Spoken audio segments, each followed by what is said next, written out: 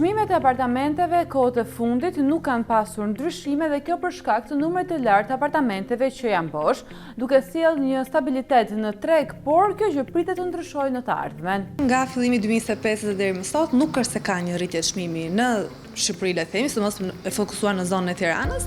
Pretendohet të ketë, duke qenë se janë miratuar rreth 180 leje në zonën e Tiranës. Të dhënat e Bankës së Shqipërisë tregojnë se në 10 vitet e fundit në vendin tonë çmimet e apartamenteve janë rritur me 40%. Vetëm në gjysmën e parë të vitit 2024, Tirana ishte qyteti me numrin më të lartë të rritjes së çmimeve me 25.3%. Tre zonat më të shtrenjta në syrin tim është qendra, më pas kalojmë tek zona e bllokut dhe zona e tretë në syrin tim janë vilat në Fark. Në Fark nisin nga 2.000-2.500 e sipër, pjesa e qendrës plus minus 4.500-5.000 euro metri katror dhe zona e bllokut 3.000-4.000 e sipër. Ndërkohë tre zonat më ekonomike në kryeqytet janë Astiri, Paskuqani dhe Fresku, duke filluar me Astiri me 1.000 deri në 1.500 euro për metër katror, Paskuqani me 850 deri në 1.200 euro për metër katror dhe Fresku ku nisin mbi 1.000 euro për metër katror.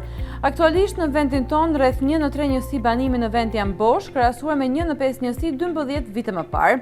Ky fenomen është vëndërej në disa zona të Tiranës, ndërkohë të dhënat se akon vendeve të Bashkimit Evropian për çmimet e apartamenteve nuk janë njësoj me vendin tonë, ku atje ka pasur një rritje në vitin 2024 me 4.9%.